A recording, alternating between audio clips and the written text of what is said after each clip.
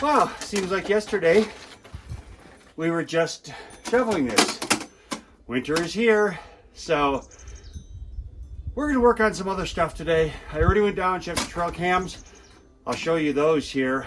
Looks like some just deer mostly, but we'll take a peek. I haven't even looked at them yet, so we'll see.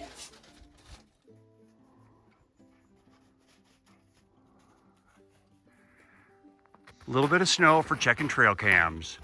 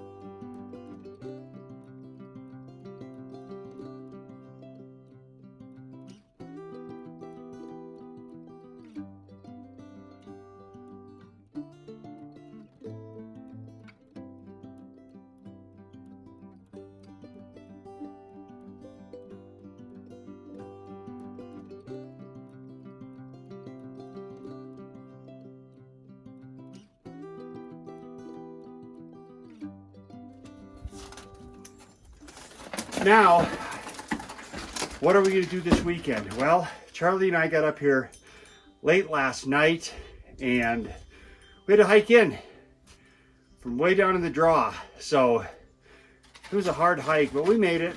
Here we go again.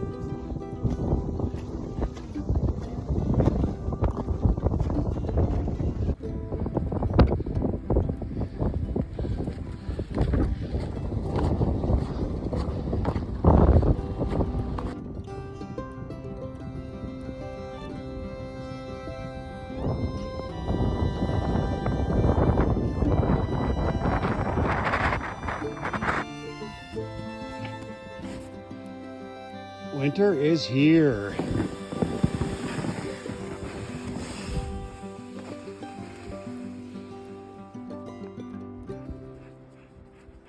Came to this very, very chilly, but nobody really cares how cold it is. Just know that it's snowy and cold.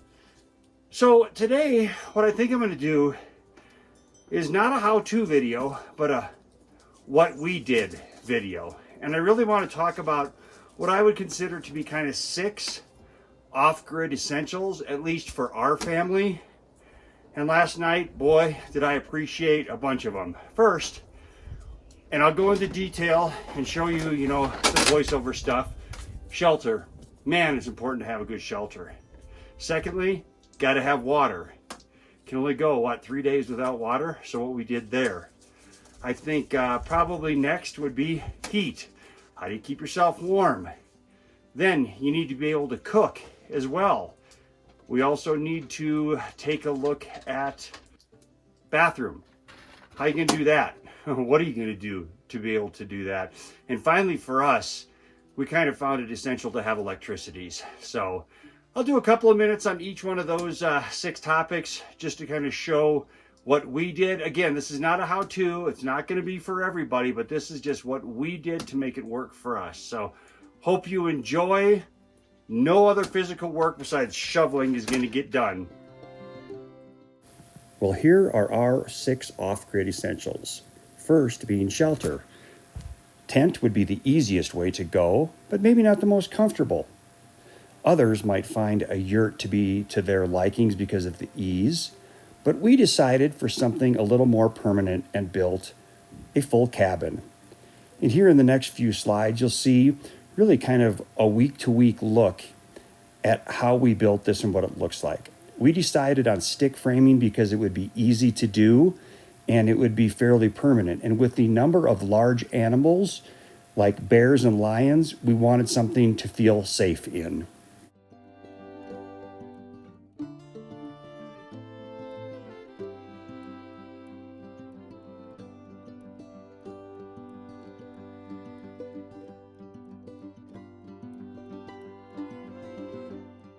So water is going to be our next issue, and we have 3 different ways that we collect water. Here's the first way right here, where I've developed a system to catch water off the roof, go into this 275-gallon storage tank, and then run it into the house with a small 12-volt pump so that we have running water. But this only works during the summer when it's raining and the water hasn't frozen. In the wintertime, our cabin is dry, so we have to haul in our own water. So here you see one of our jugs that we use with a faucet over the sink, and we've disconnected the sewer system, so we have to use a bucket underneath. And the final way that we use or get water in the winter is through melting snow. And this was this past weekend, and I used this snow not only for washing dishes, but for taking a shower. Well, heat is the next thing that I feel is essential. So you've got to have a woodshed full of wood for the winter so that you're ready for when the snow and cold temperatures come. And ours is kept close with a little path that goes right to the front door of the cabin, making it easy access. We've chosen for our heat source, though, to be a wood-burning stove from Colorado Cylinder Stoves, and here you can see their little badge with their phone number on it if you ever want to reach out to them. This is one of their mid-sized stoves, and it actually will accept 24-inch long logs, and here you can see all the room I have inside it.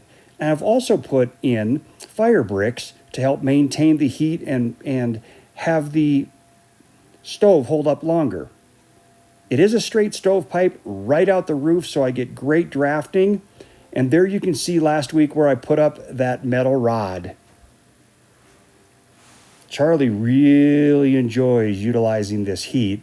And right next to her and the stove here is our backstock of firewood. So it'll last me about a day when I have it full in the middle of the winter.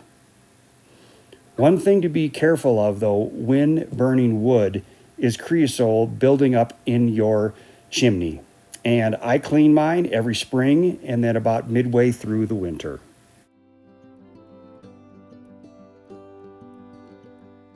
Let's talk about cooking, because food's important. Inside the cabin, we have this Camp Chef stove oven combination that works off of propane. And it's great to be able to throw a pizza in there or bake some brownies if that's something that we would like to do. But when things get a little bit stinky, like say bacon or fish, we'd like to take that outside so we don't stink up the cabin. So we've got this 2-burner Camp Chef stove that also runs off of propane right outside the front door. And beside it, a small Coleman grill for grilling steaks or hot dogs. When we need to do something real quick, it works out very well. Also, though, inside the house, our stove does have a flat top for cooking, and most of the time in the mornings, I'll use this to make my coffee, melt water, and occasionally cook breakfast right on top of the stove. When the weather's nice, though, right down here, we love to use the fire pit to cook things. And here you can see a little flashback to this summer when we were here for Labor Day making some hot dogs. Beautiful place to sit and relax.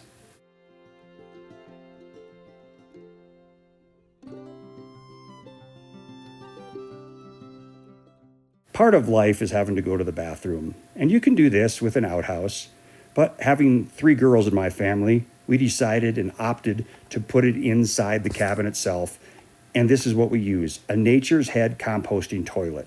Great thing about it is you can see the vent going right out the side and down through the floor, and a low amp fan draws all of the smell away. But inside there's 2 separate holes. The front 2 holes are for the urine to be diverted into a small bucket.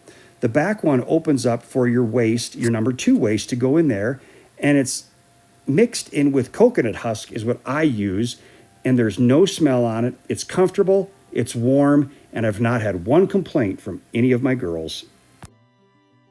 Well, finally, here we have our solar.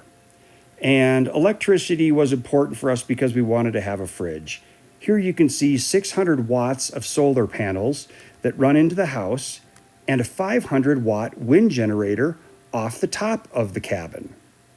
Inside, most of the components are from Renogy, which I would highly recommend, including 2 very large 100 amp hour deep cycle lithium iron phosphate batteries. They're self-heating, so they can work all winter long for us. On top right there is our charge controller for the wind generator. You can see the sun angle's very low this time of year, but I still generate 20 amps of power because I've adjusted the solar panels to the angle of the sun. We never run out of power utilizing this system. But if we were to have a really long snowstorm, we have this as our backup. It's a 1200 watt Gen Max generator. Only 50 decibels of sound, so you can barely hear it, but I plug it right into the side of the cabin and it electrifies the inside so that we have power even on a crappy day. Let's put this all together now and take a look at the cabin. Just to our right was the woodshed as we walked by, but you can see a very sturdy structure, and with the amount of snow, it's important that it not collapse under the weight of all the snow that's out there.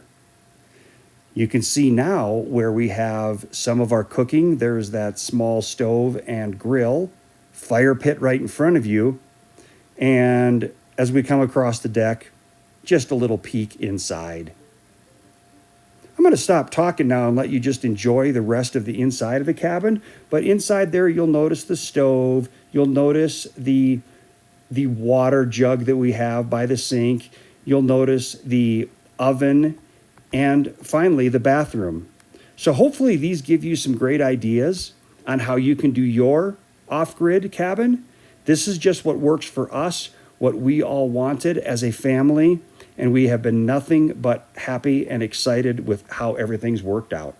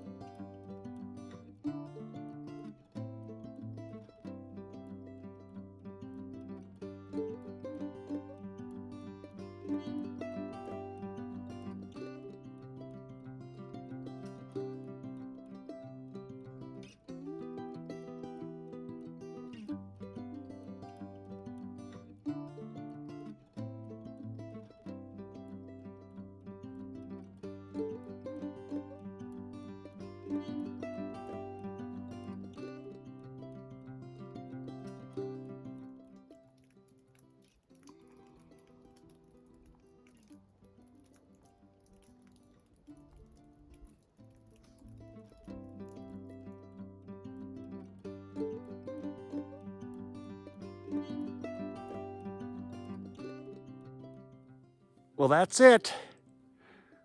Hope you enjoyed the 6 things that I think are essential to a good off-grid property. Well, not just me, my wife and kids too. So it's been a great, cold, relaxing weekend, to say the very least. But Charlie and I are going to start that mile hike out in the snow, pulling the sled again. It's actually packed up right down there, ready to go.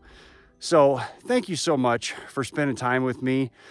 And please, if you've been enjoying this, think about subscribing. I know I'd really appreciate it.